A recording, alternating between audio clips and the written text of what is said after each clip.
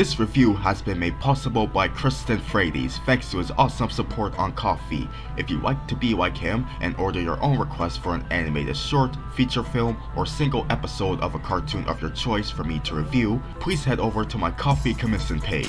For this request I have in store for Kristen, it's kind of like a spiritual successor to my Hi Puffy Yumi review, because today's subject also happens to be a Flash animated project made in the 2000s during a period where Western animation studios casting in on the popularity of anime imports from the East was very much alive and well. This is Go Go Moba Boy, a pilot created for Kids WB that I frequently see Kristen bring up to exemplify his passion for obscure media. Created by Master Flash animator Derrick J. Pringle and future showrunner for the criminally underrated Free Caballero series, Matt Danner, Moba Boy started out as a two-part web short as part of Warner Bros.' online animation showcase, Cartoon Monsoon, as a potential candidate for receiving a full series to air on the WB's Saturday morning block. Unfortunately, unlike more well-known pilot program anthologies such as What a Cartoon and Oh Yeah Cartoons, nothing came out of Cartoon Monsoon beyond the original shorts, and all 19 pilots had faded into obscurity. At most, each of the 2 seasons the showcase ran for did have a winner as well as a runner-up for each. But even then, only Go Go Moba Boy was able to get an extended and revised unaired pilot intended for Kids WB, which is what I'll be reviewing today. In general, as a connoisseur of forgotten media, Kristen absolutely loves Sarah posts pertaining to the Cartoon Monsoon shorts, about as much as he loves talking about a certain brain and bear combo. They're a popular theme for the art commissions he orders as well. I've only checked out a few of them myself thanks to his influence, with one favorite I'll point out being the zombie-busting comedy Creepwood. But just recently, in preparation for this review, I've gotten my first savory taste of what I can safely assume is Kristen's personal favorite out of all of these pilots. Be on the lookout, however, cause one of these other Cartoon Monsoon pilots could be the subject for another review in the future. Alrighty, time to start discussing Go Go Moba Boy. As the opening sequence depicts, it's about a 9-year-old boy named Motoro Ishii who found a pair of alien cell phones that crash landed on Earth while he was camping one night. Whenever he holds the phones up to his ears, he transforms into his titular half-robot alter ego, Go Go Moba Boy. But he's not the only one. There's the main antagonist of the short, Heinrich Strack, a businessman who runs an entire corporation dedicated to making appliances modeled after his likeness, because what's more evil than narcissism? Waffle iron? Look at it! Look at it! It makes waffles in the shape of my head! He has an alien superphone of his own, which transforms him into Destructo Man. His wicked scheme is to generate ravenous life into all the ordinary machines and home appliances in Giga City, thinking the citizens would have no other choice but to replace them with his own products instead, especially with the expired warranties in mind. So, aided by the help of his older sister, Roxianu, it's up to Moba Boy to restore peace among all the toasters and blenders and crap around town. Oh yeah, Ducky's here too. He's just a fanboy comic relief who tags along for the ride. Hey, Go Go Moba Boy, can I have an autographed photo, Go Go Moba Boy, please? Ducky, you already have 370 copies of the same picture. I love how he's there for the creators to poke fun of the obnoxious character trope who worships the ground the heroic protagonist walks on, sort of a Scrappy-Doo type.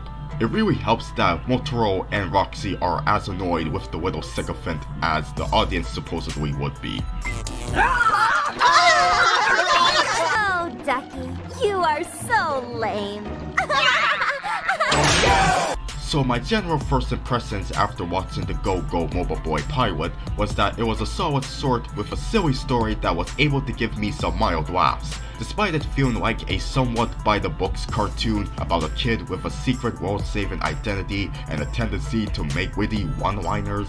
The concept does deserve creativity points for the idea of placing superphones to your ears to transform into a cyborg. Had the series actually been greenlit, I'm sure they could have went more in-depth on the lore and rules of this world, including the superphone's exact origins and why those 3 landed on Earth in the first place. Easily my favorite thing about Go Go Go Moba Boy is its sense of self-awareness, where it is quite conscious of the fact that it's a parody of your typical kid-friendly, action-packed, hyperactive, merchandise-ready anime program that you'd catch on Toonami, Foxbox, and of course, Kids WB. Oh, and hints of Power Rangers in there too. Therefore, those winks at the audience are among the funniest parts. You guys watch way too much anime, you know that?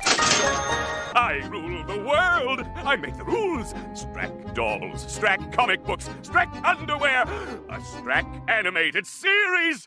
Tonight at 8 on the W Strack. I don't know why, but that last one reminds me of this pot sub made at the WB in a Baby Blues Christmas special. Remember when I described the style of Hi Hi Puffy Yumi as a farcical emulation of a stereotypical anime? Well, with Moba Boy over here, it feels like such high energy was kicked up a notch, as a famous TV chef would put it. In this cartoon, there is absolutely no such thing as moderation when it comes to the amount of exaggerated expressions and reactionary poses that spurt out of the characters every few seconds. Special mention goes to this insane news reporter guy, whose very existence in this 12-minute version of the story is one of the most notable revisions made to the original online two-parter.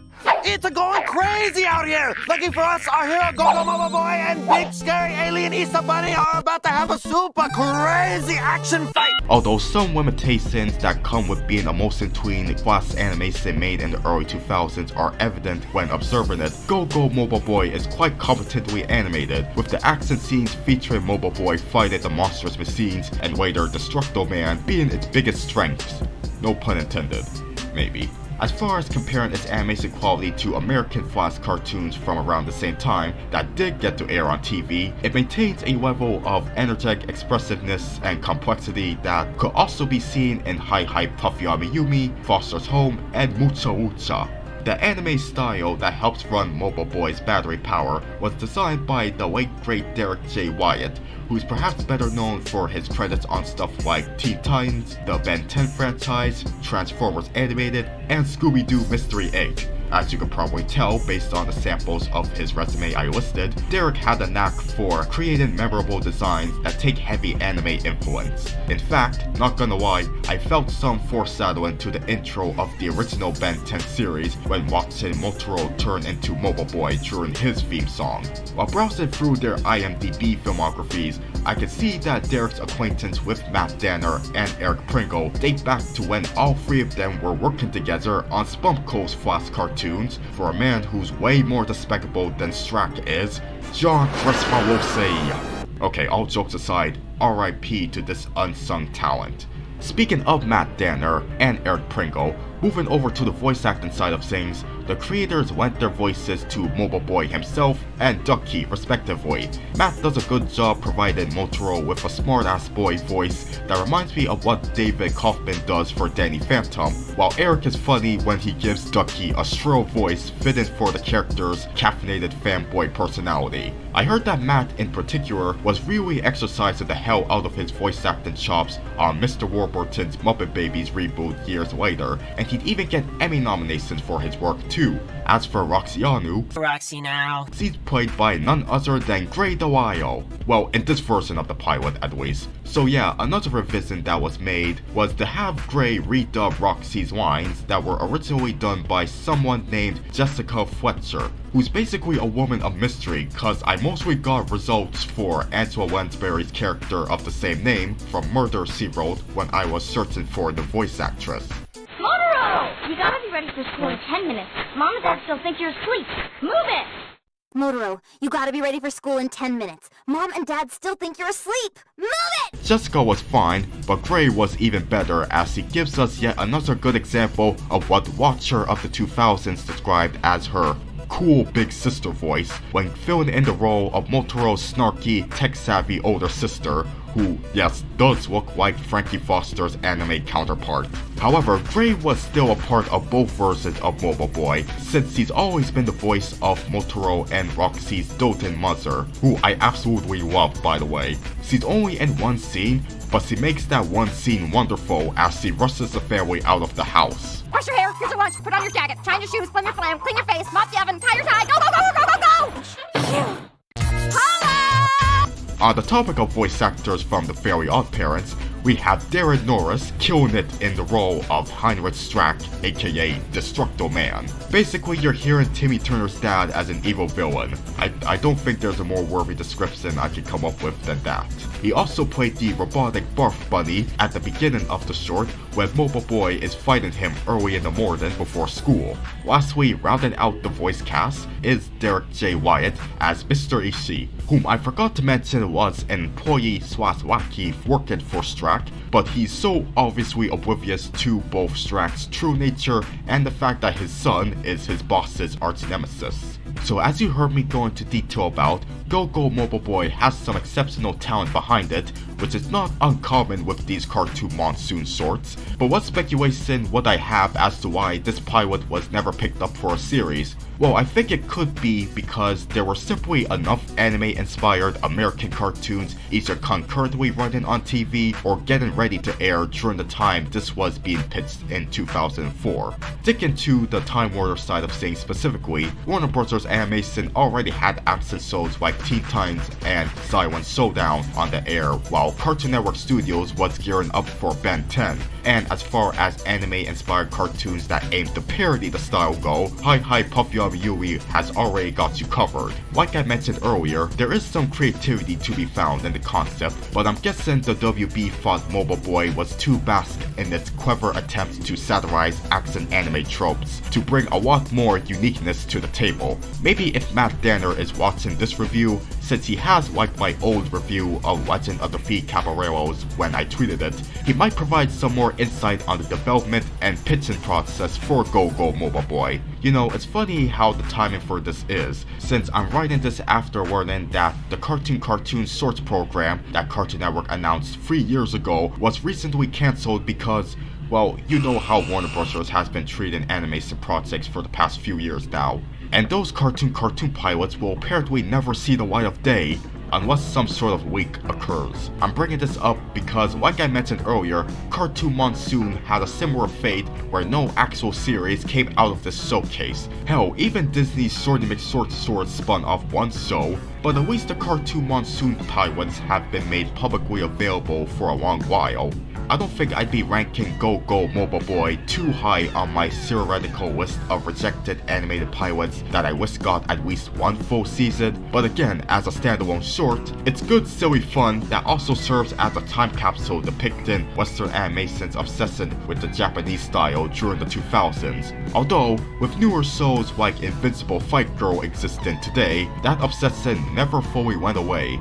So Kristen, if you're watching this video, I hope my review of Go Go Moba Boy did it justice. To everyone else watching, if you're interested in checking out the pilot for yourself to form your own opinions, the link will be in the description below. Alright, that concludes another interesting review. As always, please remember to like, subscribe, hit the bell, and leave a robot emoji in the comments to confirm that you've watched this video until the very end. Thanks for watching, take care, and enjoy the rest of your 2025.